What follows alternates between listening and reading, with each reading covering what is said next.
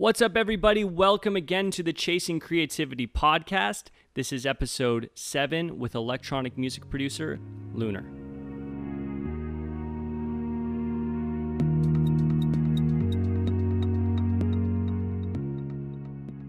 All right, today's episode is with LUNR. LUNR is an electronic music producer based out of Montreal, Quebec. That's spelled LUNR. He's had releases on EMERCIVE Recordings as well as Mau5trap, both in 2018. Of course, last week we did an episode with Riot of EMERCIVE Recordings, so this felt right to kind of reach out to LUNR and see if he wanted to do an episode.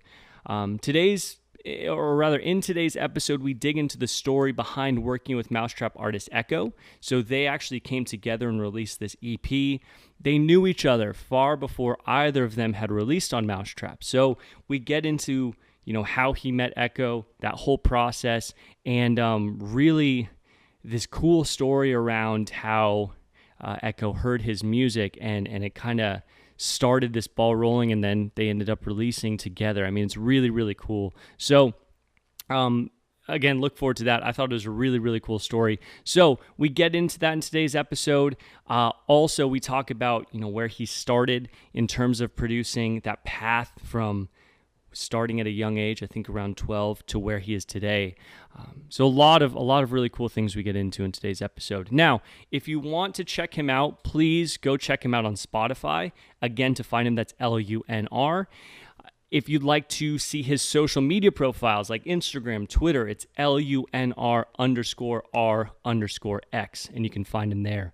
Now, for the podcast in general, if you are enjoying these episodes, please subscribe, rate, review on iTunes or Google Play. That really, really helps build the podcast and help for continued growth and allows for more guests to come on. I mean, when we have kind of that ball rolling, more people are willing to jump on. So it's been really, really cool for me.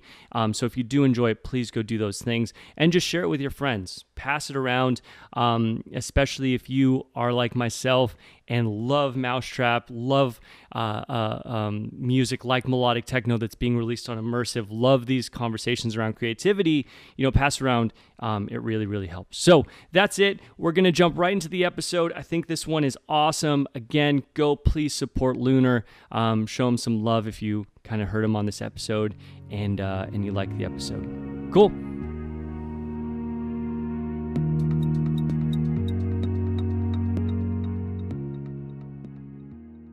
Thank you for being on the podcast. I super, super appreciate it. Thanks for having me, man. Thanks for inviting me. Absolutely. I'm really excited we could do this. So, as you know, last episode I did with Riot of EMERCIVE Records, which you have a song on, and the previous episode I did with Ash, who is also based in Canada and kind of making some waves with Mau5trap. So I figured, why don't I reach out to you, see if you want to kind of talk about Team Canada. Exactly. See if you want to kind of talk about some of these things and your releases. So really, thank you for doing this, cool, man. Happy to be here, man.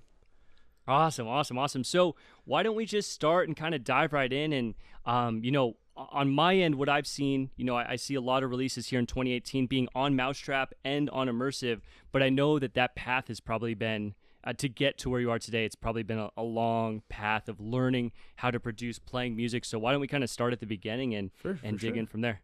Well, yeah, definitely, man, I've been like always down with this making sounds and touching buttons, and like, so I would say, like, to make a long story short, in a sense, I started like a long time with my dad bought me something called EJ. I don't know if you're familiar with EJ.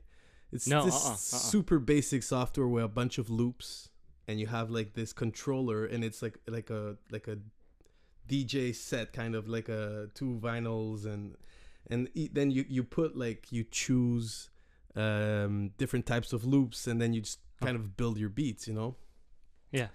And I mean, that just got, like, my dad got me that, just not knowing that would literally shape the rest of my life. And And how old were you? I'm 30, man. I'm 30. I'm No. I'm young. I'm a young 30 year old man. Hey.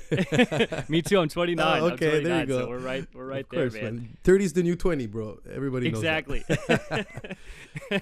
I like it. But when did you get the software? Like what age was this? Yeah. I must have been like maybe like 12 years old. Okay. Yeah. My dad, he had a internet kind of service company, and he also did websites. And so he's like, you can make little beats, and we can sell them for the websites. And there was cool. time where there was music when you get to a website. Back in the days, it was like a kind of a trend. Right. So and then obviously I got FL Studio one day. The easiest one to start with, I guess. And next thing you know, man, I decided to do a course at a school here to become a sound engineer. And I've been working now for almost 7 years as a full-time sound engineer at a studio here in Montreal. Awesome. Yeah. So yeah, that's pretty much how I got like into this whole thing. Across just like experimenting with a bunch of softwares and synths. Yeah. So did you start out just purely kind of for fun as like a passion project, and just on the weekends and the evenings kind of making music, and just no kind of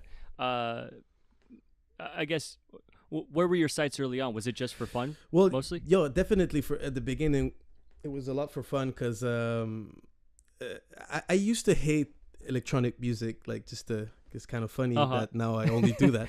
But back in the days with my friends, it was all about rap and hip hop and all that stuff. So I used to make these beats, and then all my friends, I in the neighborhood I live, all my friends were pretty close, and we always like kind of freestyling on the tracks. And then this is more like 15, 16, and the fact that I could make a beat, and then my friends or people would be like, "Oh, this beat is sick! Like, I want to freestyle." And then it just got me like, "Oh fuck, I want to do another one," and I want to do another one. Sorry if I swear. I swear a lot, by the way. Oh no, it's okay.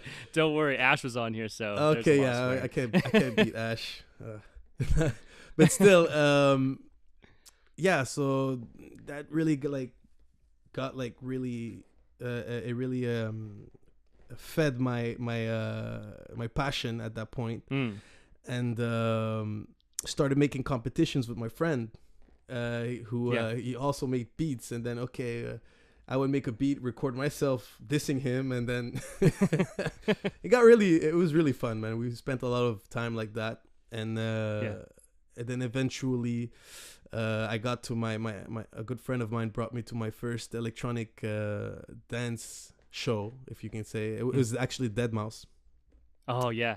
And bro, that's just like, and it's pretty, how would I say it, like a lot of people must have like this story, I listened to Deadmau5 and then blah blah blah, but it's actually like how it happened. I mean, I remember that day just coming back home, and like I was looking at my software like a whole different way, like how did he do like this sound, or I think he probably automated this. And then I started doing beats, and then it just became an obsession, and here I am 10 years later.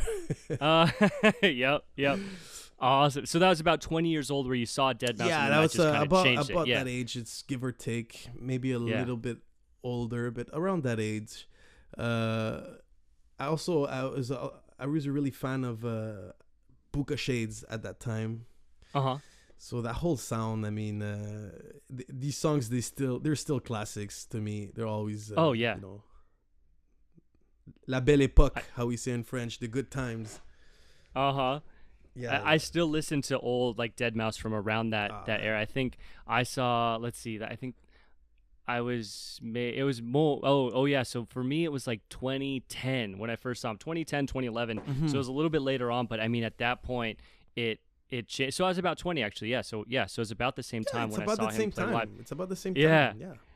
Yeah. And I was in the same boat, man. Like his music, I don't think I would be as as interested in electronic music as I am if it wasn't for him. And same with like doing the podcast and being so in tune to a bunch of people releasing on Mau5trap, because I think so many people have been influenced by sure. his music, and he had such a radical influence on so many people. I mean, his music is amazing. Yeah. So And it's and I mean, yeah. what's also fun, it's especially those times, it's super simple. Oh yeah, Like you listen to Fax in Berlin, yeah.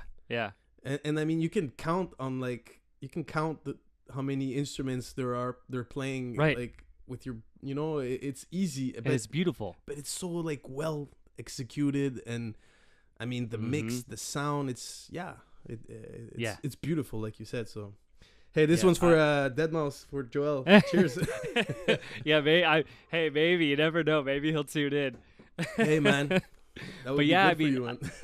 Oh, that would be that'd be amazing. But yeah, I mean, just to speak to that as well, like songs like "Aware" on his most recent album, he has that kind of classic arpeggiation that he always does. But then the way, and he's done this in so many songs, but the way that the chord progression will go in one direction, and then Exactly. it'll change, and then it ends up being this whole new thing, and it's simple, but it's beautiful. Exactly. I mean, and that's it. key. And That's I think what's key to his melodies. And he always keeps this nostalgic vibe, and I mean, I'm an eternal nostalgic man. Always, everything was always better, kind of guy. Yeah. But but yeah, like you said, it's the way he can like progress from a certain chords, and then just go like major, minor, and it's just really good. And very big influence. Absolutely. So being kind of at this stage in your career, then 2018, you have a release with Eekkoo on Mau5trap. That must be amazing. I mean, I can't really comprehend that whole process, what that must be like for you, and that feeling to get introduced to electronic music. Yeah. It's very I mean, that was a big milestone for me in this whole music making thing. Like that story is I've been where I did my course, that's where I met Eekkoo. Okay, cool. He was a teacher. He's still actually a teacher, and he was teaching like how all the how to use Ableton. And the synthesis. Yeah. Okay. Yeah, synthesis. Yeah, synthesizer synthesis. Yeah. Exactly. So like the whole approach, like what is a subtractive synthesizer, what is an additive, and I mean all the bases that I know about this whole segment, all the theory about making electronic music definitely comes from what I've learned when I was studying back then from him. Awesome. Yeah. And he wasn't signed on Mau5trap at that time. But like I listened to some of his sounds, and I was like, "Whoa, man, this is," I was like, "This is like Mau5trap," or "This is like Deadmau5," and he's like, "Yeah." I see. I think I could already see he was kind of aiming at that, but yeah. And then I kind of lost the track after I finished school, whatever. And then I saw he released on Mau5trap. I was so happy with the guy. I mean, really talented, and.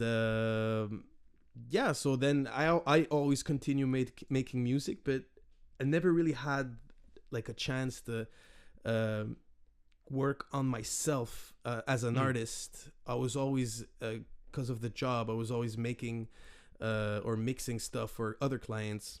Yeah. Or contracts for commercials and whatever, but never really focusing on like my sound, Right. And I guess the career was kind of more important for me at that point. I was like, I can't like just say like I'm gonna make music and try to make it. I was like, I need a job, right? And I need to get this working so then I can finance all these synthesizers I'm dreaming about. But and then I got this job at a studio I work, Studio Harmony. And one day John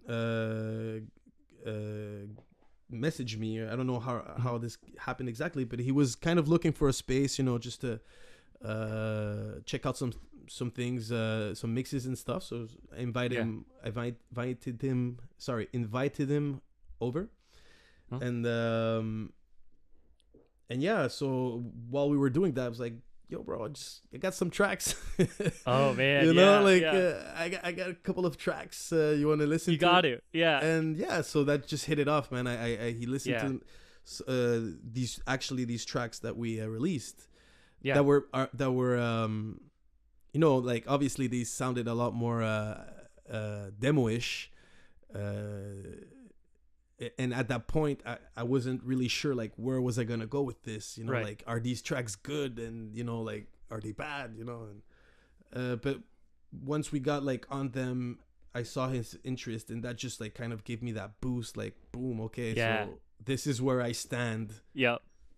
You know, like when you get somebody that you actually admire his music, he's like, oh, this is really good. You're like, oh shit, maybe it is really good. You know. Yo, that's huge. Yeah, absolutely. And it was really it was really like an important moment, because it kind of also helped me to realize what kind of sound I want to like achieve.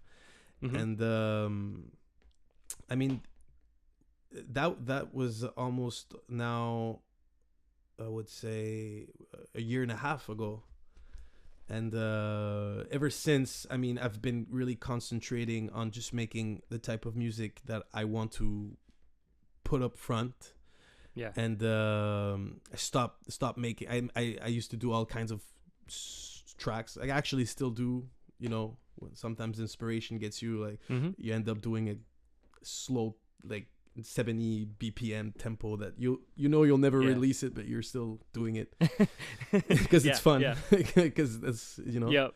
Exactly. And so then Eekkoo like really gave that Eekkoo touch with the mix of these tracks. You know, like did some crucial, like, okay, maybe like switch this thing for this, and. But I'm really happy that we could have, you know, really kept the essence of what I made initially, and really, like, it wasn't like, oh, okay, my song was good, but we ended up just like redoing it, you know. And fuck, I never would have thought, you know, like people would like it so much, especially that song Lost. Yeah. I mean, when I look at the plays, that's a beautiful song. Yeah. I mean, it really sounds like, you know, oh wow, I got 100,000. But I mean, when I did this, I was like, oh, maybe I'm gonna get, like, you know, 10,000 plays, and that's gonna be huge. And now I'm like, wow, right. Okay. And it's a beautiful song. I wanted to ask about that with it changes a lot throughout the whole progression of the song, and vocals come in maybe almost halfway through. Did you have those vocals in the mix and kind of the demo mix that you had shown him, or was that something that that was came about? That was already there. A funny story about this song is that I initially made it for a guy, a friend of mine, who has like this cycling team. Cool. And he did this montage of his expedition, and was like, you know, I'm looking for a beat. Yeah. So, and he kind of showed me, like, I'm looking for like a chill beat, like something. So I was like, okay. And a Sunday, I did him a track, and essentially it was the kind of whole guitar pad there's at the beginning, and like and drums. It's very minimal. Yeah. And I sent it over. He was like, okay, this is cool. But then he never really gave me any feedback from that point. And then I listened to it back and was like, okay, there's something really like good about this one. Yeah. And then I started tweaking it and added the vocals. And those vocals are actually I'm gonna just say those vocals are like a female vocals that I completely tweaked. And completely changed them and make them sound as and even the wording, you know, I chopped the words and kind of rephrased what she's saying, or he's saying now. Oh man, that's incredible. Yeah, I had no idea. It didn't come through that way at all. Yeah. And it's really funny because I've read some of the comments at the beginning, and, you know, people are like, wow, such a great voice. Do you know, does anybody know who this who the I was vocalist gonna is. ask, yeah. And I'm like, yeah, it's funny because it's like a robot, I guess. yeah, yeah. Because it's all it was all like made with the sound design and the whole Yeah. vibe. And Yeah. and I wanted to try to get the vocal to play as an instrument Mm-hmm. more than a vocal. Right. So hence that's I- why I I- kind of yeah. like build it in Mm-hmm. and kind of disappears, and like you can't like always tell what he's saying, but it's like, you know. Uh-huh. And yeah, so that's how I got to those vocals. Yeah, that's an interesting story, man. That's so cool. So it started helping a buddy for a cycling team, man. And it's funny because when he hears it, he messaged me once. He's like, "Hey, nice track, man." I'm like, "Yeah, you know, like you remember this one?" He's like, you know, like laughing out loud, like, "Yeah, I remember, bro." Oh, that's funny, man. But like, I mean, yeah. I No, just go wanted ahead. to like say like, and then Yeah. what was weak in this song was more of the especially like I had some kind of grooves on it and hi-hats. Uh-huh. And it was lacking something there, and that's definitely where I feel Eekkoo just like, you know sometimes you're just missing that one sound or that one kind of thing that just like puts everything like, okay, now I have the groove is there. And so just like by let's take this out, let's add this, and really working the mix. When I listened back, like when he played with it, I was like, oh wow, this is exactly how I imagined it, but like right, you know, like pulled it together. Yeah, you really put it there. And yeah, that's awesome, man. That's super cool. That's such a cool story that you guys had met early on, both just, you know, going through this course, getting to know one another. I guess, you know, he was teaching, you were learning, but like you developed this friendship, and then, you know, now that's so cool to see, because, you know, you both are experiencing tremendous success, you know, with these releases. And of course, I mean, I've known this is true, but you see that really it's a long process that no one really sees, and then, you know, it's this whole culmination of time before it all starts to piece together and fall together, and these songs come out that take, you know, years to develop to get to that stage. Oh yeah, it's very cool. Exactly. And yeah, and like you said, it's a lot of work. And you know what, one thing that hit me since all of this started, you know, is my main reason why I do all, and I mean, a lot of people would say that it's really because, you know, I fucking love this, you know, like making, I have a job, I have a family, I have no time. Yeah. Every time I get a single moment to myself, the only thing I want to do is like sit down in front of the synths and the Moog and this, and just like create something, you know. And and then, you know, I got to this, and I start like following people started following me, and then everybody's always like, oh, I'm gonna release this, I'm releasing that, I'm doing this, and then I start saying like, oh shit, maybe I should release more. Maybe I should kind of let people know that I'm doing stuff, you know. Right. But like you said, I mean, all this time, let's say I've released 3 songs from now, but I mean, since those release and before, I never stopped making music. But it's always so much hard work, and then choosing that right song you want to push, and finding the right home, and all that stuff. And so then you release one song, and it seems like you released 1 or 2 songs, but you have actually been working on them for like a lot of time. And Oh yeah, absolutely.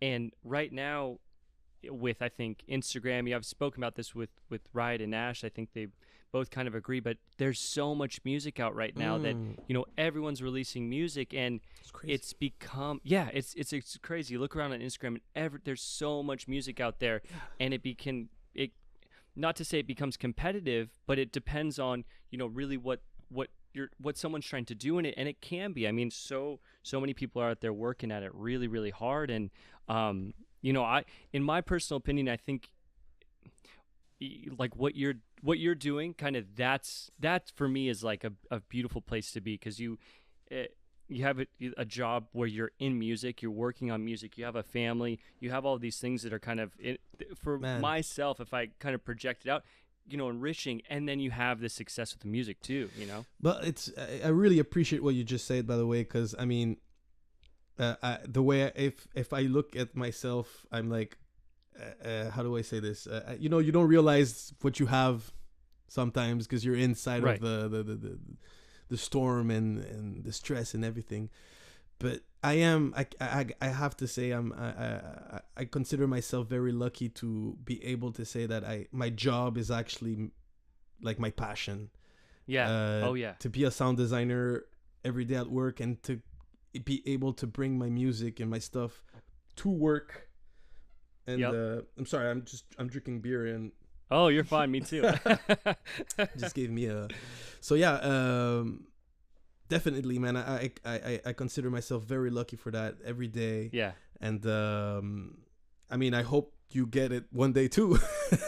Oh man, or whatever you're working for, And yeah, no, thank you. I blessed. appreciate that. I appreciate that. Definitely Yeah, count my blessings for that. And yeah, that's part of it, man. Is I agree, because I mean, I'm 29, you're 30. I see myself now. I haven't had kind of the same success with music, but I feel so fortunate, really, because I have a girlfriend, I have this little dog, and I really do love my job, and I get to work on music, and I get to do this podcast. So it's for awesome, me, man. it is it's so awesome to be able to look at that and be like, really thankful for what you have, and then you just see what happens. You just keep if you're enjoying what you're doing in the moment, that's what is super important. Then you see kind of what comes of it. But exactly, dude, man. yeah, you're absolutely right, man. You just gotta and you gotta realize those things that you have, every little battle, that you win, every little success, even it's just like somebody inviting you for a podcast.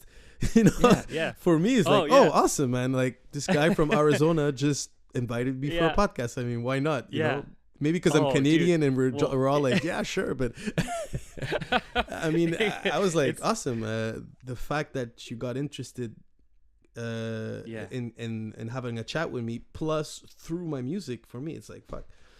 Oh, yeah. But it's worth it. At the same kind of token, I feel so lucky about this, because this is the stuff I love to talk about, music, and especially that kind of creative. Well, this is what I found is I talked with my girlfriend when I didn't have the podcast. I was just working on music, and I always ask her, like, what do you think it is, like, where they're making that music, or what do you think that process is like, or how long do you think it took them to get there? All these questions, and she was like, I don't know.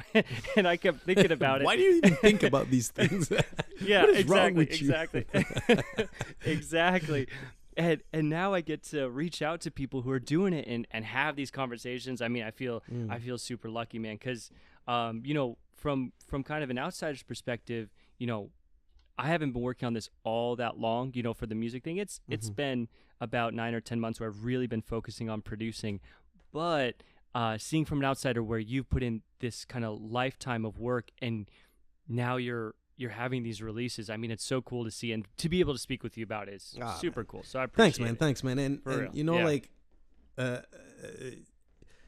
mean, you say like I have a certain success and stuff, but for me, I still feel like,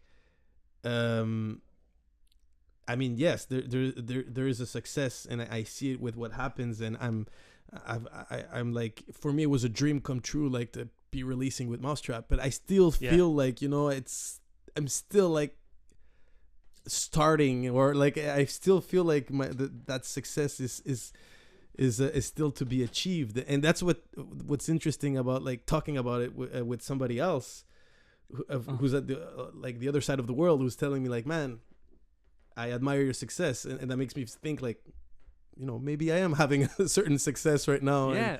And I don't really realize it, but I appreciate that from you, and yeah. Of course, man. Of course. Yeah.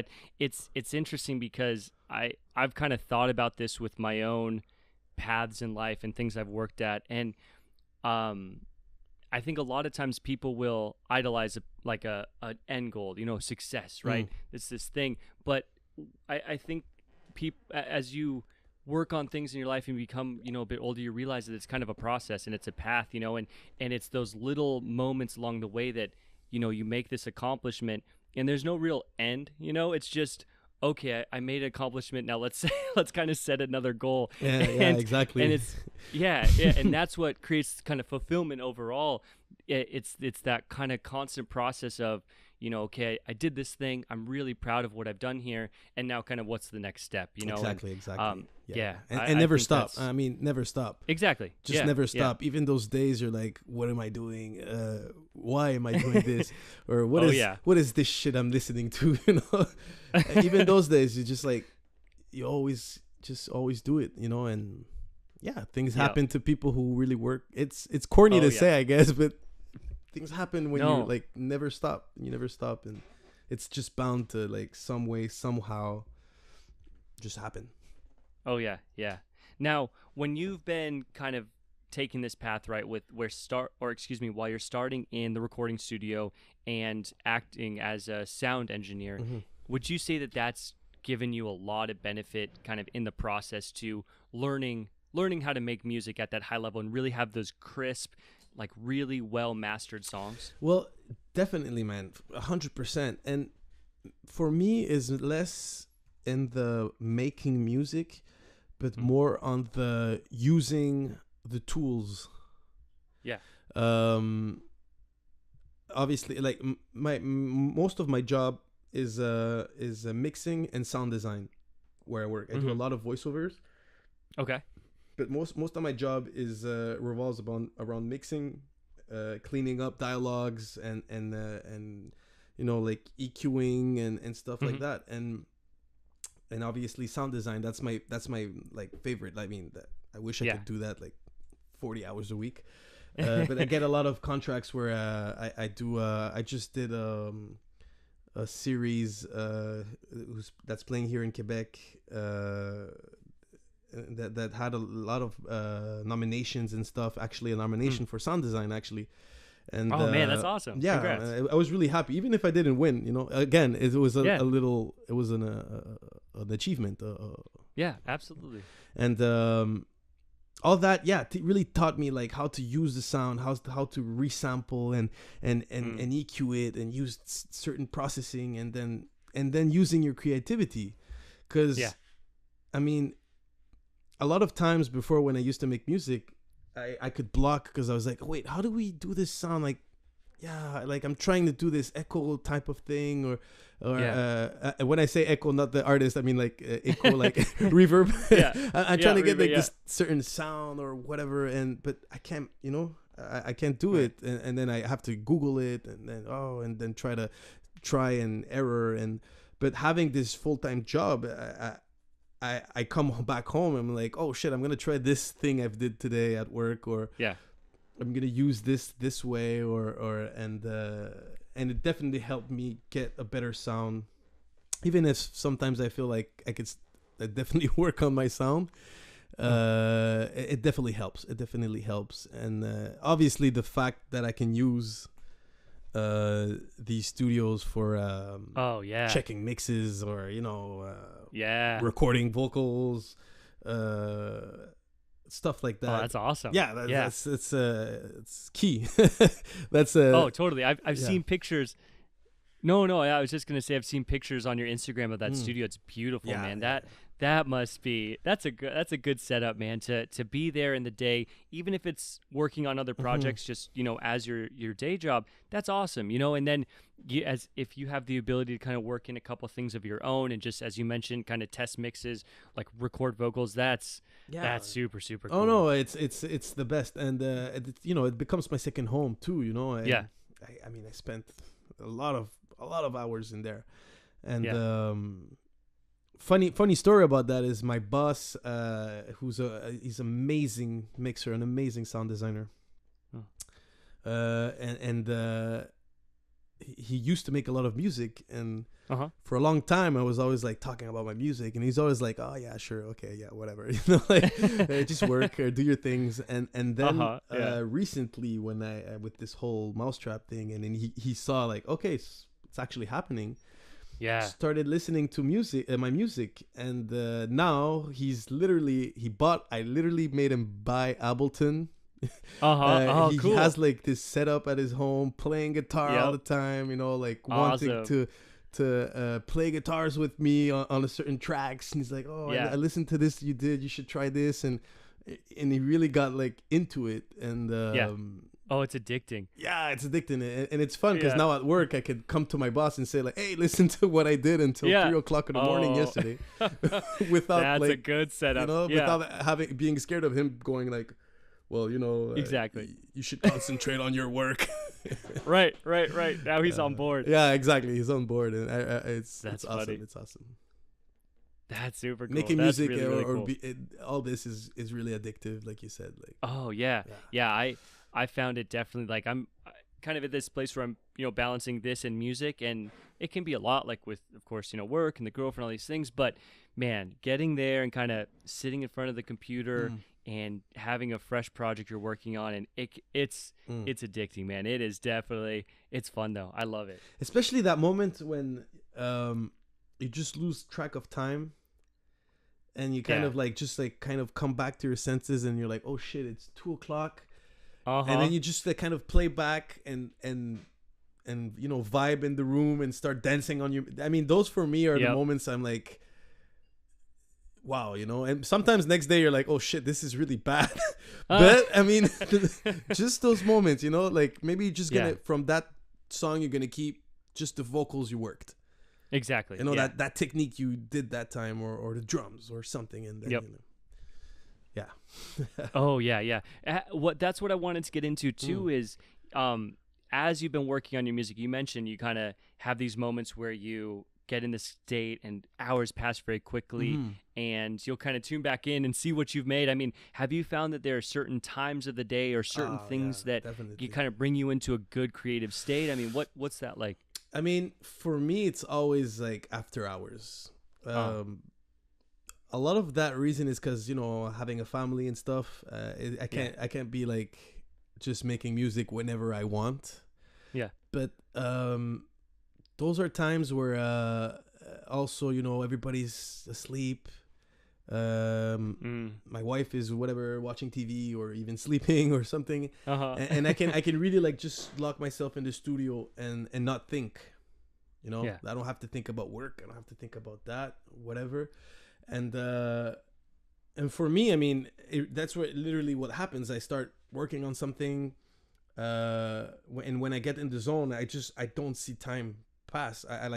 Sometimes my eyes are getting blurry because I'm really tired, and I'm just like, okay, wait, I can hear this kind of melody or something. I have to make it. I do it. Yep. And then boom, suddenly you're like, oh, like 3 hours passed. And then you start listening back and kind of like, I'm like, how did I get to this chain of effects? I'm not sure, but it's sounding really nice. Yeah. So I'm just going to save it. Yeah. And that's the other thing. We forget to save. Oh, yeah. I realized my session is still called Untitled, but I've been working for like 4 hours. And but those are the best. Yeah. No, that's really interesting. You put it that way. Excuse me. That's interesting. You put it that way because I've looked into a lot of these things, kind of the brain processes behind creativity and what that means. And a lot of times when people get in what's called like this flow state, they'll lose track of time completely, right? They'll get so fixated on this task.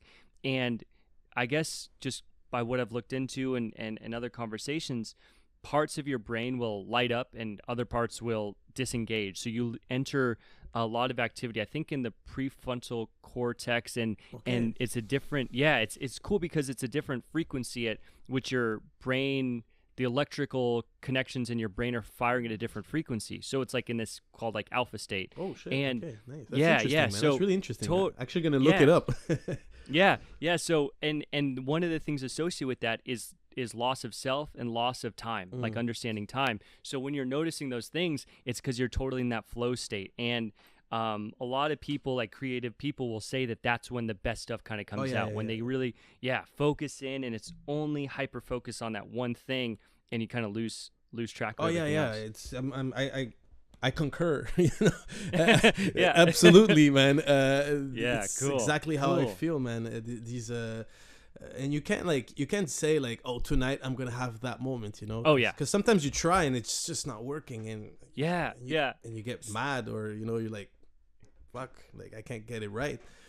Yeah. But you know, sometimes it can also be like just a sound you heard, or a song you heard, or like you know, like I accidentally.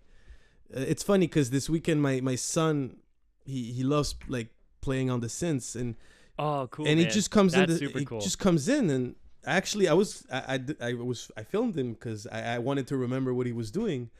Yeah. But he just like starts like just playing like notes, and he has an ear, so he the notes he plays are they you know, it's not like they work together, you know, right? Yeah, harmonically. And with the whole synth, I was like listening to him like dun, ding. It was just two notes. I was like, oh this is good, you know. And I recorded it, and then I kept it all the day. I was like, I had that note in mind, and boom, then as soon as I got the chance, I just like laid it down, and there you go. Oh, that's but you cool. know, it's always like, it could be anything. It could be like a loop, a guitar loop, just a drum beat, anything. And it's crazy. That's oh yeah, that's really cool, man. Because for me, like, you know, I don't have kids yet, but definitely gonna happen in the future. My girlfriend and I talk about it here and there, but man, that's ideal, is to have a son that wants to come in and play music with you in the studio. That's super cool, because I've thought about it too. I'm like, I'm gonna have a nice studio one day when I'm a dad. I'm gonna keep it open, so if my kids want to come in and teach them, that'd be really definitely. And I mean, if they see that you're tripping or you're having fun, they're gonna be like, oh yeah, you know, like, you're having fun, I want to have fun too. Yeah, absolutely. Yeah, and it's something you guys can do together. That's really cool. Yeah, but it's fun. I mean, I definitely would love him to pursue I guess more how would I say this, not exciting career, because I can't say this is not exciting, but like something I would definitely like him to, you know, like go to university and really go far and with his stuff. But I also like really want him to learn music and understand, and you know, being able to play an instrument and express himself through that. Yep. Yeah.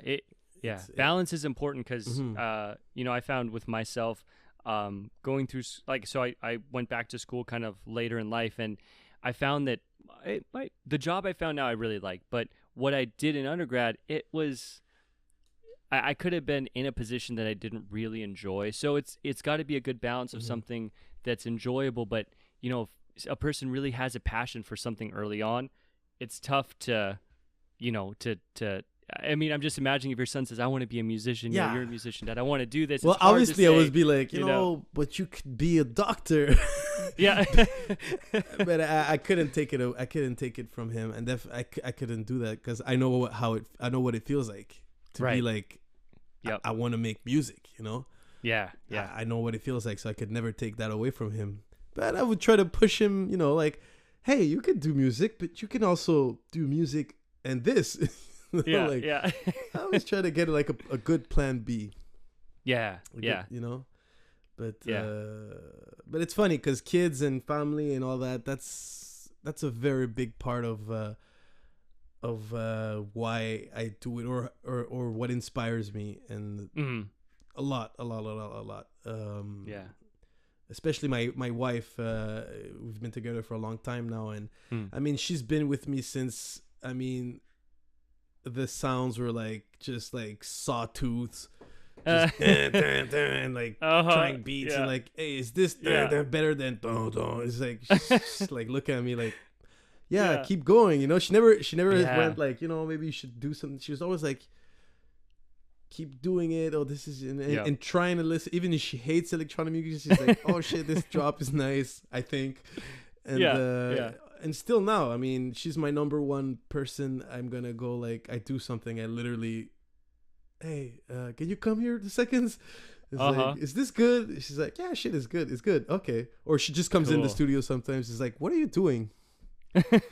I'm doing music. No, this is really bad. So I'm like, okay, thanks. I get that. I But- seriously do. Like, yeah, I'll exactly. be, yeah, we- from the other room, like, nope, doesn't sound good. I'm Yeah. like, okay. but we need these outside kind of and it's important to get a good partner. I guess. I mean, Oh yeah, whatever. Not everybody's would probably say the same thing as me. I mean, but for me, it's a big part of my process. yeah, yeah. Oh, that's super cool. Yeah, I think about that too, because my girlfriend would do the same. And you know that feeling when you're working on a song and it's maybe late at night, and then you think it's amazing, and then you listen to it the next day, and you're like, "What was I thinking?" Like, maybe they can hear it earlier. Maybe they're like, and exactly catch they it. can. And or what's funny for me is sometimes I have a song and it's kind of done, but then I stay at the studio Friday night, get a couple of beers, I start like, oh shit, and playing on it and adding stuff. And I don't know why, but and the next day I'm like, oh, I finished the song, or and then she listens to it and she's like, what have you done to it? Oh yeah. And then I realized, I'm like, oh, maybe you're right. Yep. And sometimes you listen. Yeah. And yeah. I don't know about your girl, but mine doesn't really like electronic music. I mean, she can tolerate it, but that gives her like she's not like sold to the concept. She's has more of a critical listen. Yeah. Like, oh yeah, I get your idea here, but like this sounds whatever, corny, or this, I think that's one of the reasons she's my number one person I go to, because somebody that really likes techno, you could literally play a kick for 10 minutes and be like, oh, holy shit, this is amazing, like that's my girlfriend. But she loves techno. Yeah, I fucking love techno. I could have an intro song of a minute of a kick and a snare, and I'm like, dude, this is awesome, and how are you gonna build it? But so I mean, it really gives a different point of view, completely different to the way I think, I would say. Yeah. Oh yeah, that's cool. It's kind of unbiased because she doesn't really listen to a lot of exactly. Unbiased, great. Yeah. I learned a new English word today. Cool. Yeah. Hey man, can we take this moment just to take a minute? I have to run to the bathroom. Oh yeah. Oh no problem. Yeah. Okay, so I'll be back in 2 minutes. Okay, yeah, thanks for that, man. Hey, no problem. The beer was trying to. All good. I know. I'm beer number 2, and I had coffee right before, so it's gonna exactly hit me here soon. We're on the same page, man. Yeah, I gotta have the mix, like a little. I drink coffee all day. I'll have coffee 3 or 4 times a day. So before podcast, I'll get home from work, have iced coffee, and then a couple beers. It's horrible for my liver, but listen, I have at the studio we have this big espresso machine, like just there, like one button away. So you can just imagine how many coffees I drink in a day. I mean.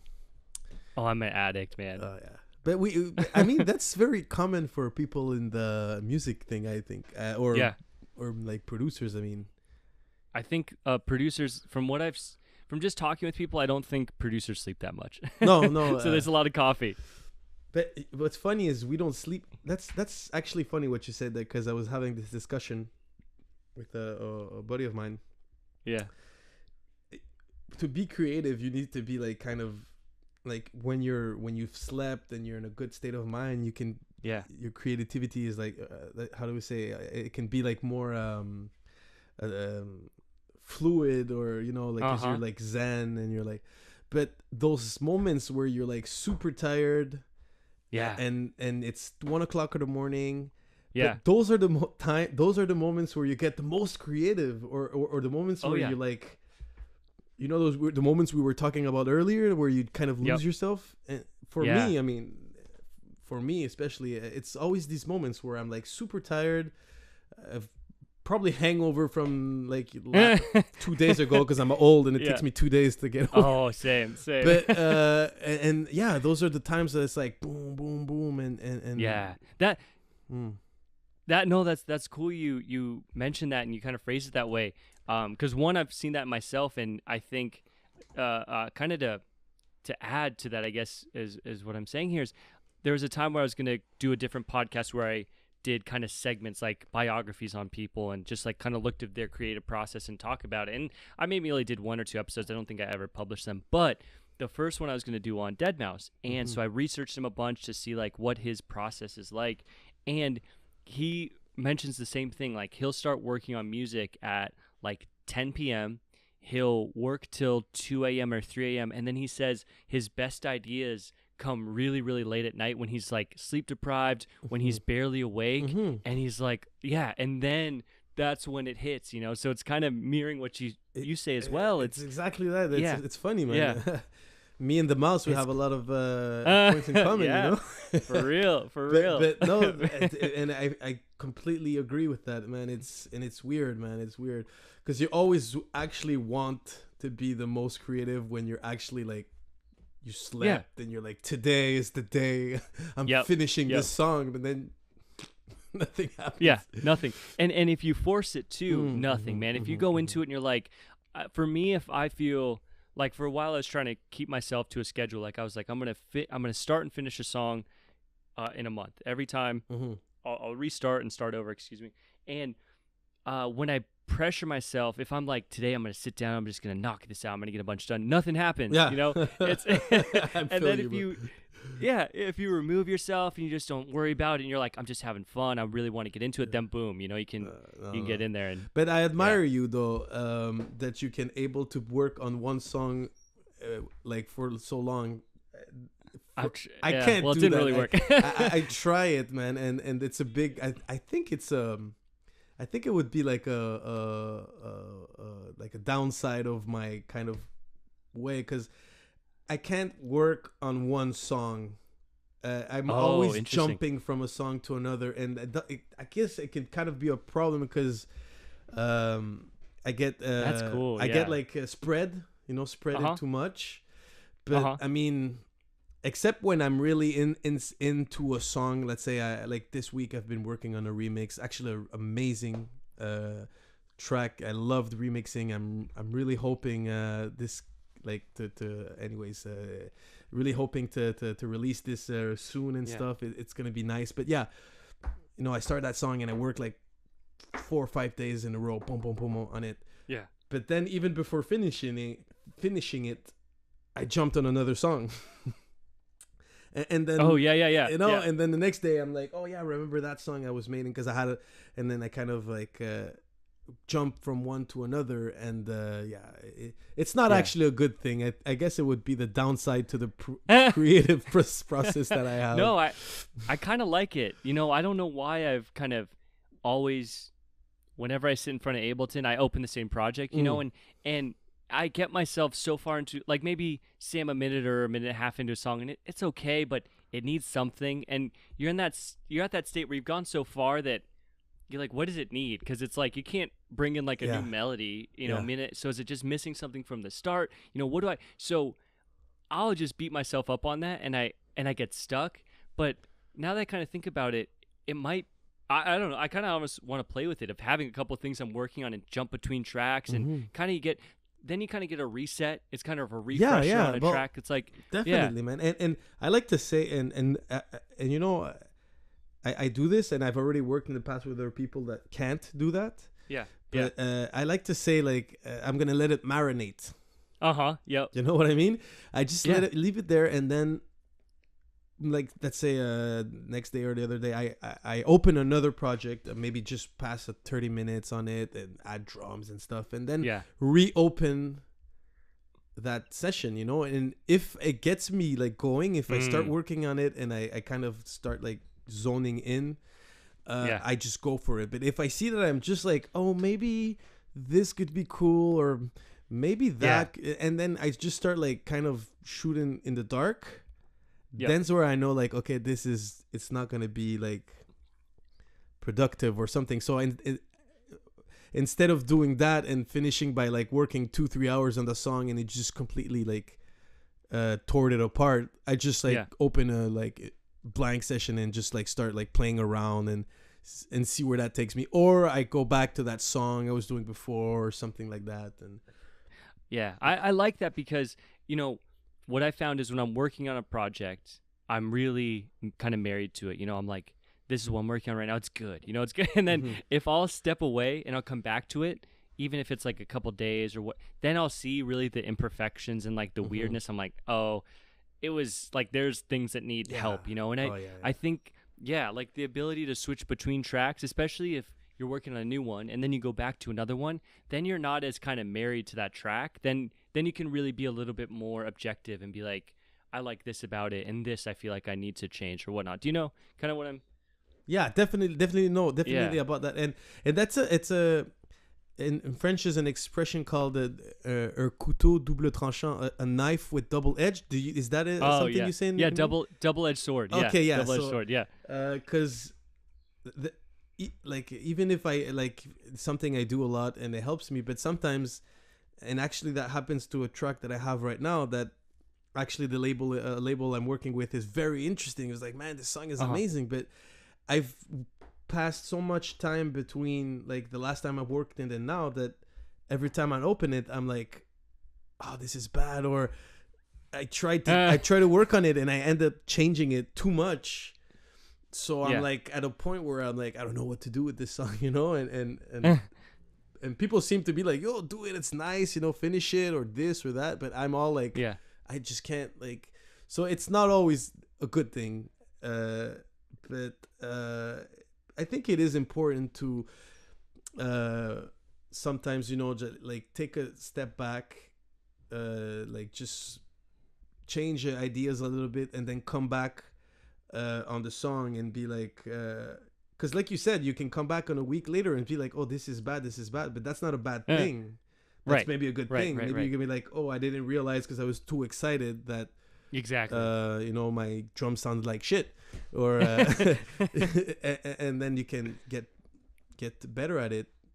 Yeah. But yeah, there's always also sometimes you just work on a track and you just like do it quick and it can be really cool. And I think that happens a lot with remixes because you don't have that luxury of time. You're like, I have to, you know, I got a week, I got 10 days, so I'm just gonna concentrate on it, and then that can be really cool too, you know. That can give very good results. That's cool. And man, I hadn't really thought about it that way, and I think I'm stuck right now. Okay, so I'm stuck like on one track I've been working on, and it's like it's okay, but I don't really love it, so I've just been going back to it, hitting it and like I don't know. So I think I want to start like having a couple things going and then going back between them, because then it would be cool too, because you might get to a spot where like you finish, you keep going back and forth, and then suddenly you have 3 tracks done at like one time. You're like, exactly, what do I want to do now? Yeah.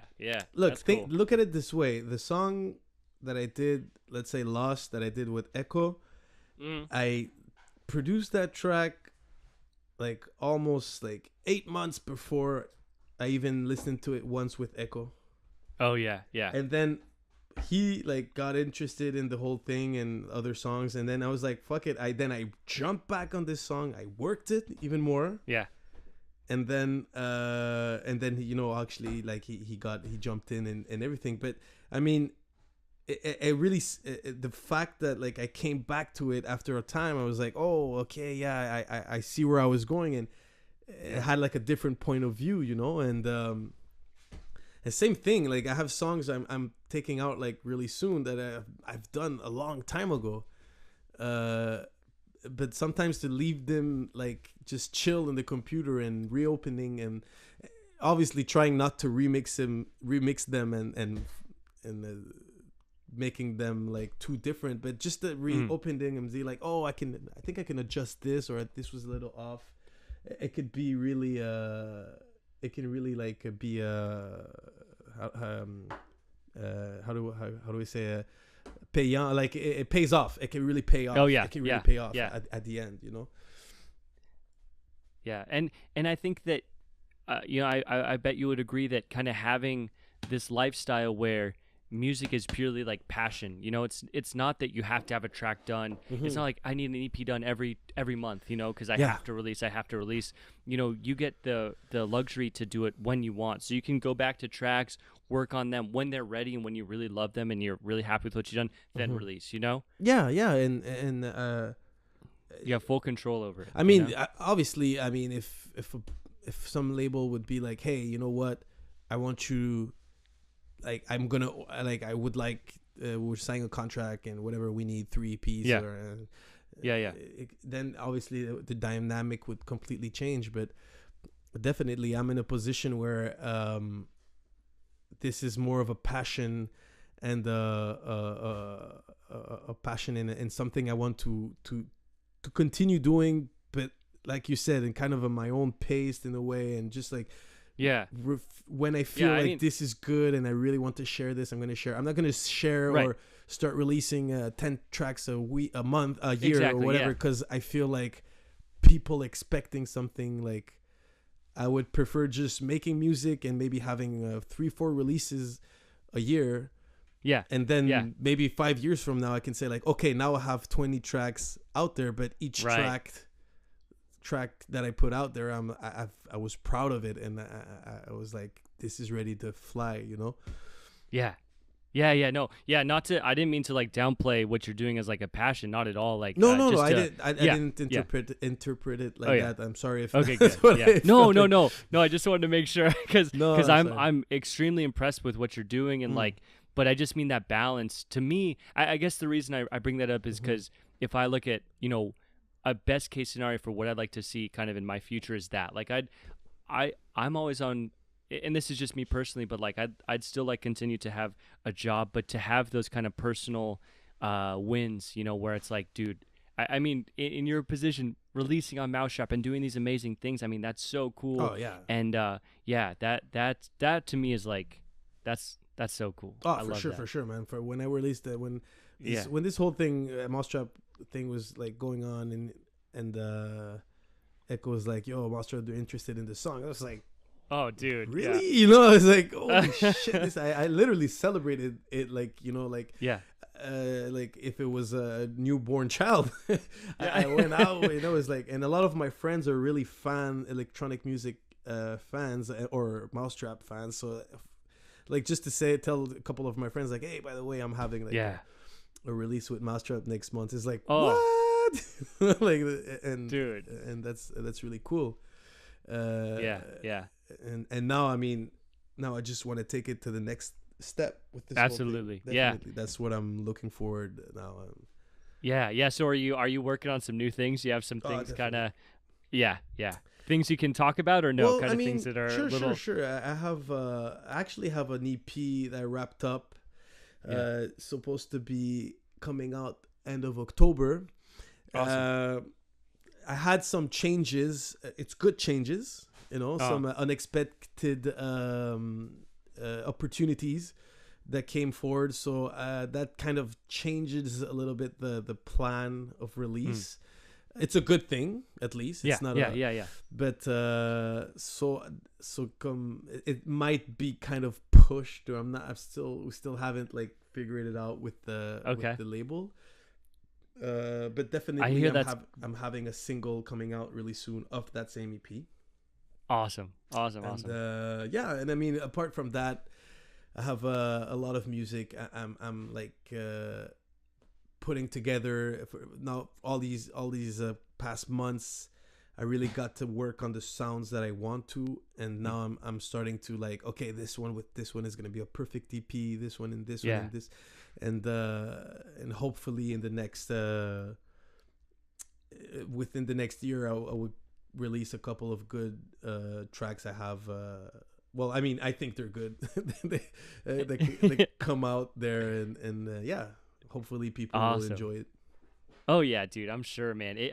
I love, like, I went through, and, you know, once I think I might have I think I learned about you and your music through Ash and EMERCIVE, or Ash and Riot with EMERCIVE, because you know, Ash was mentioning, like, I don't know, the conversation came up about EMERCIVE with Ash, and then he said, you know, LUNR's on there, and I went and checked out your music, and dude, I love it, man. And thanks, man. Absolutely. And absolutely, and I feel like mastering wise, and that's one thing I kind of asked about earlier, but I really do feel like mastering wise and like mixing wise, I feel like it's just really, really, really well done and super high quality. And so I love it, man. And so I have to give a big shout at that, especially for the two tracks on the Mau5trap because Eekkoo really did the whole like the whole mastering part was really at his hands, and actually learned a lot from him from this session. And oh, that's cool. And now I get to like even like I like the tracks I'm mastering and the stuff I'm doing now is I'm literally texting him during the day, like, yo, I was doing this, like, what would you do? He's like, okay, try this, you know? And that's cool. It really helps me to get that sound, that good, crisp or quality sound, but for this type of music, you know? Because totally, it is it's well, different. It can be different. That totally will change everything. I'd say, just looking at kind of stuff I work on, that's where I'm horrible, and mixing and mastering can change it. It can take something it's you know, right on that cusp and just make it something totally. I mean, I think coming into something, I guess what I'm trying to say is start if there's a young person kind of really interested in electronic music and producing music, you don't realize the emphasis there. You think, okay, I have Ableton, it's huge, you know, and not to, I mean, everything that came together, the music, the vocals are beautiful, and then the mixing and mastering is just like top notch, man. It just those two tracks on that EP ended up just being amazing, man. I awesome, love man. it. I hope I can continue I'm sure making this type of effect with the music, and I have another one coming on Mau5trap soon that has this. It's less Lost, in the sense that Lost is very minimal in the sense of the vocals and even the chord progression. Yeah, but it's a lot of harmonic stacking. That was a little bit my concept on this one. Like it's two chords, and then someday there's a third one from time to time. But it was more of stacking on a certain like harmonics elements, and then vocal, and then this kind of pad, and then this synth. But I have another one coming up on Mau5trap that has a kind of the same feel as Lost, but it has more vocals, more elements to it, and hopefully this one you'll like it too.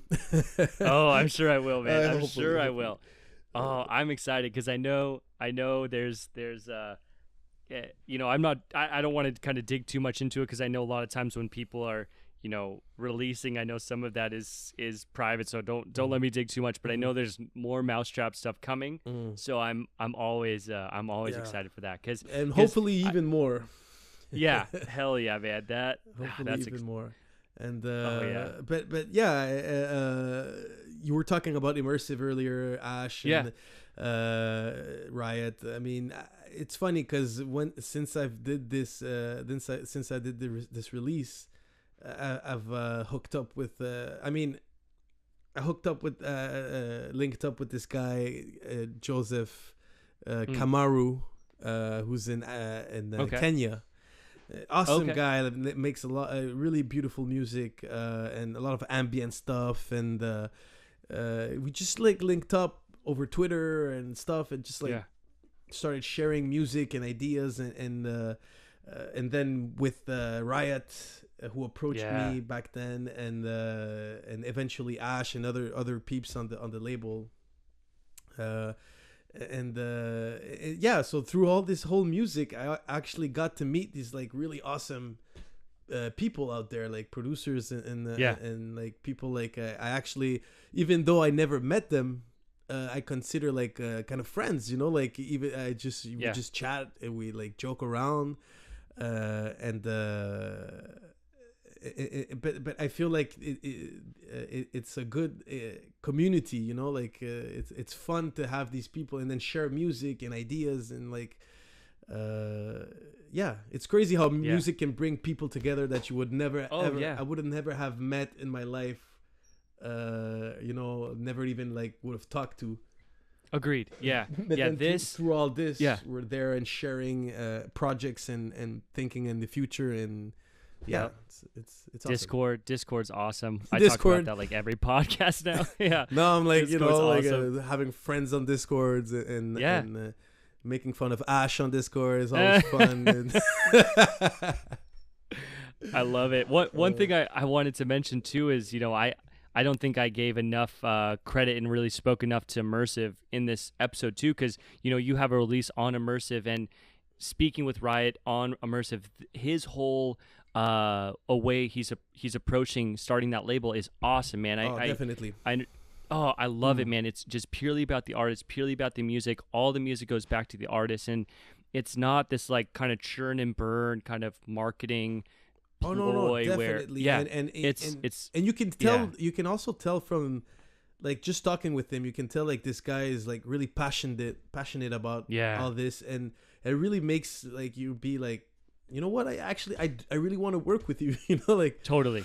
Yeah. I'm really happy they approached me. I'm really happy to have like stuff coming. Also, I have other stuff coming with them. Hopefully, also an EP. Ooh, yeah. There you go. Awesome. But I mean, I really look forward to it. Even if having had a release with Mau5trap, knowing the extent or reach it gives you. Yeah. To be able to be working with a big label like Mau5trap or any other big label, even though Immersive is very small, the whole kind of community to it and the guys that are like in there, and it's really good music. By the way, I mean, agreed. They've been putting out like some really awesome stuff. Yeah. So like that really got me into the whole gang thing, and definitely like happy to be on board with these guys and looking forward to the where this label's gonna go, or this community, this group of homie producers. Yeah. No, I'm super excited to see where that goes, because just speaking with him and again, getting to know him, you see or you learn kind of that passion behind it, and it's real, man. It's just all about the music, all about the artist, and I think that's so needed right now, and I really think that is gonna it's gonna really kind of continue to gain traction. Agreed. Yeah, I think the way he approaches very professional guy perfect, too. Yeah. You know. Oh yeah. Very professional. Very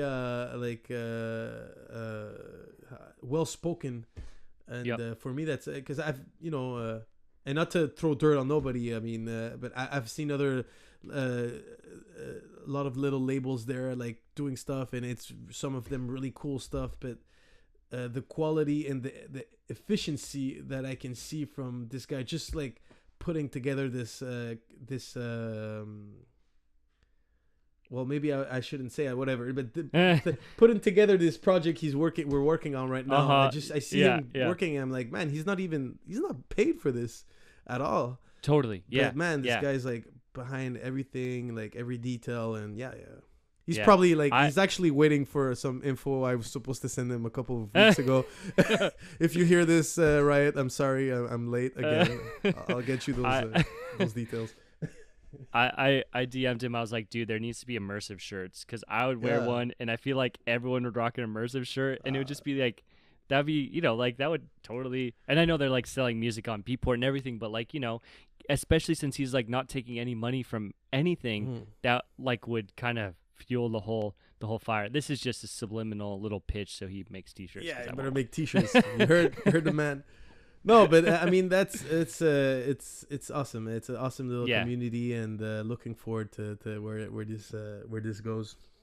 Oh yeah, man. Yeah, I only see good things, and again, man, it's we are speaking about this, but a lot of it is not to harp on this because I talk about it in previous episodes, but Discord is so cool because these people come together and their Discord's just dedicated to music, and you meet people, you share music, and then suddenly things sprout out like this, and like it's super well, cool. like you talking about Ash, I actually we got like we spoken like on, I think it was like on Twitter or something, like just like random stuff, but since I got into Discord, started sharing with this guy, I feel like we kind of started, now we have projects on the go. Cool. And I mean, it, like you said, it's thanks to Discord. I would have probably never got to this point, but now like we have certain things we're going to start working on, and other guys also on Discord that I got to like just start chatting and sharing like music and shit. So Yeah. yeah, it's a cool app. Cool app.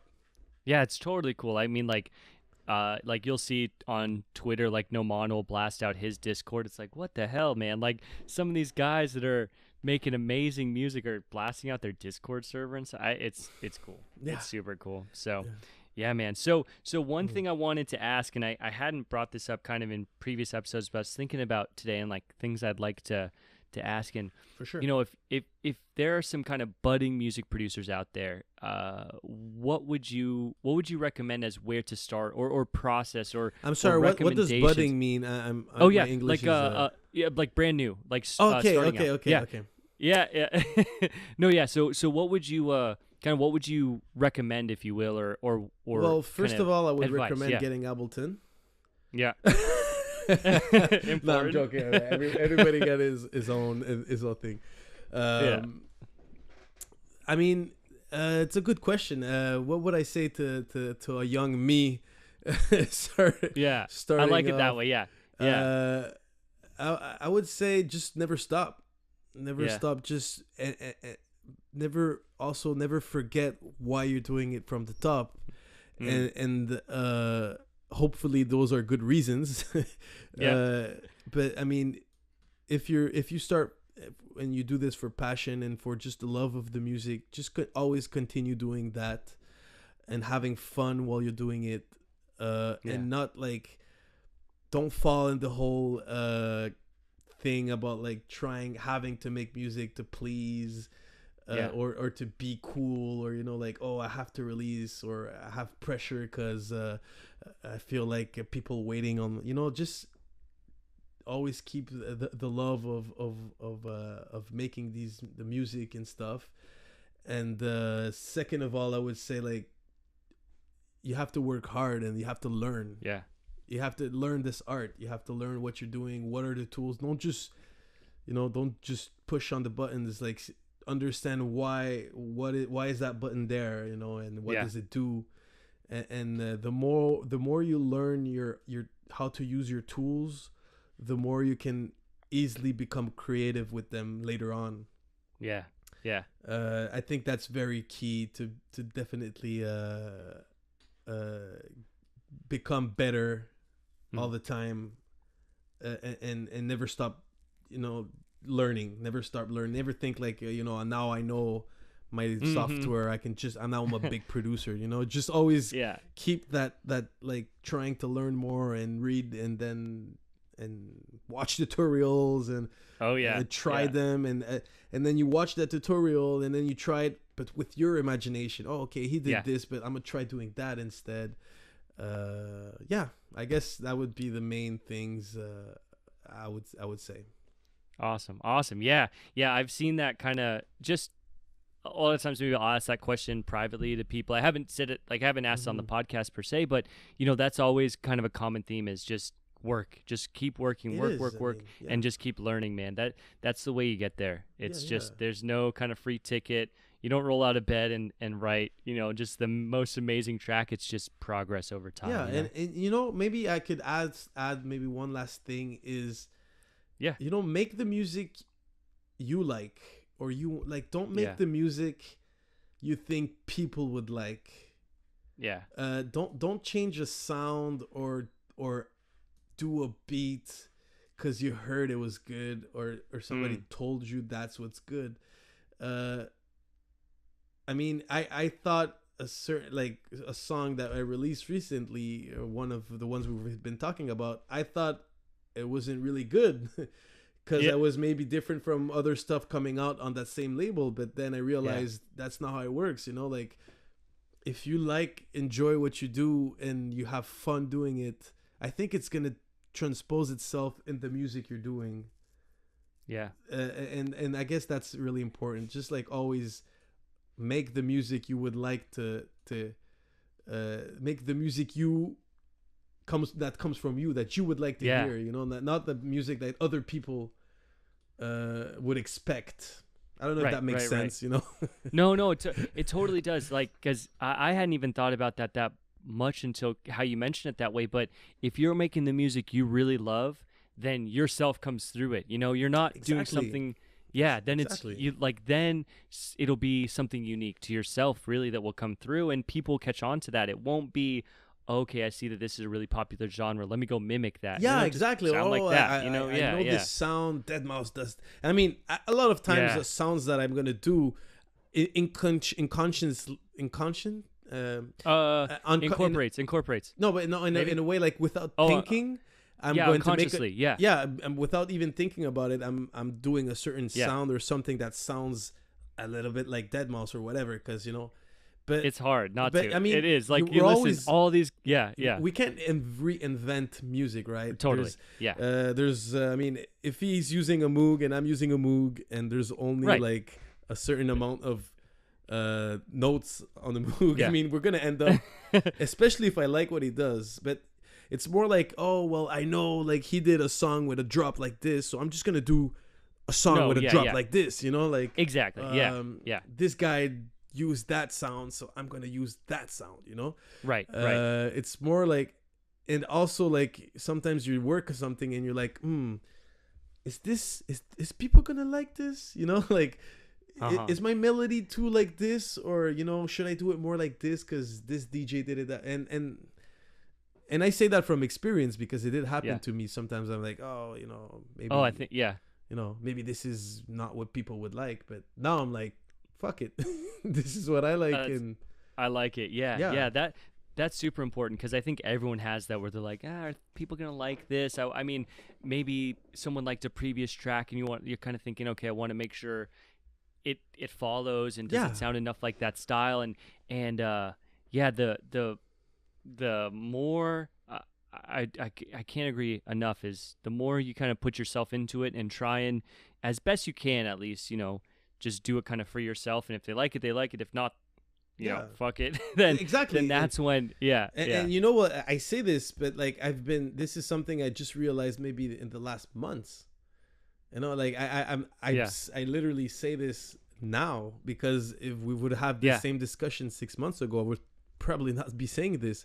It's funny because even Immersive, right? They've heard certain songs unreleased of mine, and it's like, dude, this is amazing, Yeah. And I'm like, oh well, it's maybe this, that, and but now, like, if I would have the same discussion with him, I'm like, you know what, bro, fuck it, let's release it. Yeah. And Yeah. obviously it's important to keep a constant, or like, I mean, for a producer, like, to try to keep like a certain sound, your signature sound, your stuff. I mean, I'm not saying that's not important, but I mean, at the same time, I feel like a lot of times we're scared of thinking out the box, or being like, oh well, this is not what I usually release, so I won't release it. Right. Like, why? I mean, if you like a song from me and I release a new one, if it doesn't sound the same, are you gonna be like, oh, this is bad, this is not like Lost, or are you gonna be like, oh well, this is different, and hopefully it's good and you like it, Yeah. And And to kind of touch on that same point, that's one reason why I love deadmau5's music so much, is because there's so many different styles of music in all the music he's put out, that across the board, there's all these deadmau5 fans. I bet some like kind of a few tracks here, and some might like a different, maybe like the heavier tracks, and some might like more like the ambient tracks or whatever. But you find what you like kind of in that discography, and then it speaks to you, and you're like, oh man, I love this artist. Like, there's so many different kind of styles that come out of his music, and I'm going to say this again, that's another thing I have in common with him. And it's not because I'm saying like I'm at necessarily at a level like him, but I mean, you would be right here with me, and I would be like let's just go like around, like through some of my songs. And one is like super techno, like too much techno. And then the next one is like super poppy. And then I made a hip hop track in between, and then I got this kind of like super ambient with like sounds and but that's what keeps it fun, it's like it's creative, you're bro, like exactly. Just that's what makes it fun, man. You can't, I mean, it's one of the most fun music to make is techno for me. Oh, Because it's very repetitive and you can just be like on the loop and just play with your synth. Yeah. That's awesome. But to be able to make like a oriental type of rap mixed with like electronic sounds, like, yeah. why not? And maybe one day you'll sell it for a video game, or maybe you'll never even see the light of the day, but Yeah. it's fun. No, I think it's cool because then, and I've always thought about this is just like having a lot of those tracks that maybe don't even fit, and then you just put it out on an EP one day, like all those kind of songs that maybe didn't fit on an EP, they're kind of different, and then you throw them all together and it's just something really cool, Yeah, or come back to the concept of albums. Now you got it's all EPs, so it's all like you have this pressure of making like 2 good songs, But like, if you remember any good artist that you bought like an album back in the day when we used to buy albums, and I mean like physical albums, you would listen to the whole album and there was 2-3 songs you would skip, or like, okay, it's good, but whatever, like this song is trash, right? But right.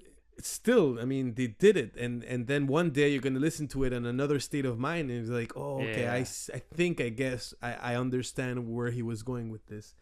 Yeah. But this whole scene, and that's what impressed me once I released with Mau5trap. I was like, wow, and like you said earlier, there's so many musics, so many releases. Every day, every Friday, every Wednesday, a new artist, new name, and it's like I can't even like keep track. You know what I mean? Like, I don't even know who's doing what. Yeah. So it's crazy. Yeah. I reminisce those album days. We should all make albums now. Everybody should make albums. Hey man, I mean, people do like, well, not, of course not as much, but like I just always think of Porter, because Porter, like Porter Robinson. Now this was a while ago, right? But then he like disappeared for a while, and then he put out an album, like Worlds, and that was huge. But it is interesting right now. It is, and I think I caught most onto kind of that I think Nomana does it really well. I love how he'll have kind of a theme with every album, and it's like a different color, and they all kind of have like, like level up. Yeah, I like it too. Yeah. And his sounds, man, it's cool. He sounds huge, man. Oh yeah. he has some tracks on some of those EPs that are there. They're up there for me. He has some amazing songs. Yeah. And it's fun to see also the kind of evolution. I don't know if you remember, it's like most of his first track, he always has that same sound, but like, I really feel like you can tell like how he like really got like a good evolution in his sound and how he produces his track, and really awesome producer.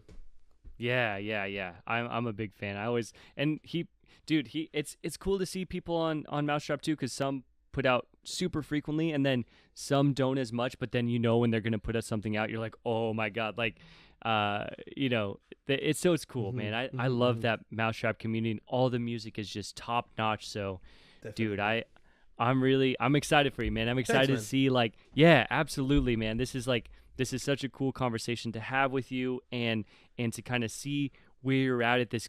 I would say, like, it's pivotal in your career, right? Like this EP that's come out, releasing on EMERCIVE, releasing on Mau5trap, and new things are coming, and I think it's really cool, man. Definitely, man. Next EP is going to be on Understated. Definitely should check them out. Do you know the latest, one of the latest releases, Anakim? Oh yeah. He's actually he actually released with Understated in the past, and cool, it's man. Through his music and a buddy of mine online, 28 millimeters. Oh yeah. That I really enjoy working with. He linked me up with Understated, and then I got to meet him, and this little label has some good fire. Also, they have some good stuff released on it, and to be released soon. in October, especially. Awesome. Hey, shameless awesome, plug, man. but No, go, dude. And that's always what I say here too. Is like when I promote these, I just anything you want me to promote to. Of course, we'll talk about it now, but beginning of the podcast and the podcast as I market this, like I want to know kind of what you're doing, where people can find you, what's coming out, because I want to make sure that people know where to go and where to find all the good stuff.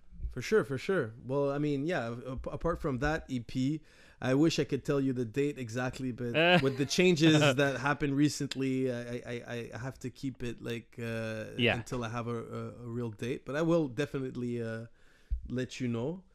But, I got stuff there, immersive, more stuff on Mau5trap, hopefully even more. Awesome. And let's see where stuff goes from there. Awesome, man. Awesome. And then just in terms of like social media, Instagram, Twitter, all those good places, just and just so everyone knows here, especially kind of listening, it's spelled LUNR, just so. Exactly. LUNR. And cool. All the socials, you can find me there. You can find me on Facebook, but I'm not really active on Facebook. I feel like that's a dying. It's gotta. I feel like I have to go there sometimes, but like it's always like in and out. But definitely more active on Instagram. Starting to get more active on Twitter, but hopefully just follow me on Spotify and SoundCloud. That should be good enough. Cool, man. Cool. Well, dude, thank you so much, man. I super appreciate you doing this. It was a great talk, man. Awesome. Yeah. And if you want to do it again, of course, I'm always happy to do it again.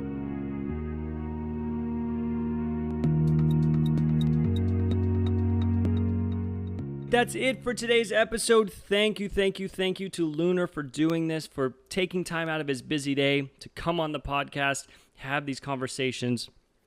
I can't express how fortunate I feel for him and for others for their willingness to do so. I feel super fortunate. Also, thank you to you for listening. Without people coming on and without people listening, it really wouldn't be anything. So thank you. I cannot express how fortunate I feel for your support and just giving the podcast a listen, really. Now, if you'd like to check out LUNR, go check out his music on Spotify. That's, again, spelled LUNR, Spotify, SoundCloud. If you'd like to find his Instagram profile, it's LUNR_R_X. Same with Twitter, LUNR_R_X. Now, coming up next week, we have another release on Wednesday. I'm going to continue to do Wednesday releases. Next one's going to be with an ambient music producer. It'll be really cool. He's based out of Sweden. We've been speaking back and forth on Instagram. It's going to be really cool. Very excited about that. Now, other things to mention. You can always find us, or find me rather, with the podcast at chasing.creativity.podcast. On Instagram, on Twitter, it's podcast_chasing. Podcast is on iTunes, Google Play, Spotify, YouTube. So I'm really trying to kind of expand that and be on all platforms that I can work around. And I can get on. So last couple bits before I end this thing. Friends of the podcast, check out Limitless Vibrations. That's Hans Ford's podcast. It is very cool. It is kind of the same idea here, except Hans puts in a tremendous amount of time really digging into the music of the actual producer that's featured on the episode. They play some of the music. They have conversations with the artist, so it's really cool. Check that out. Also, Audio Apostles Collective. That is a, how do I put it, like a group of music producers that really support one another, and they have supported me with my music and this podcast, so I have to give a shout out. If you'd like to check out that website, it's audioapostles.org. Always trying to support friends and people around this podcast because, that's what makes these things happen. I mean, I just feel, again, really appreciative for everyone who's helping make this happen. So more episodes coming next week. Again, that release will be on Wednesday. And some really cool things coming in the future. So look for that. I have, I can't really mention it yet, but one producer in particular who makes music I just love and I really, really respect. It's potentially coming on. So really, really cool things to look forward to. So until that next episode, stay tuned and I will speak to you then.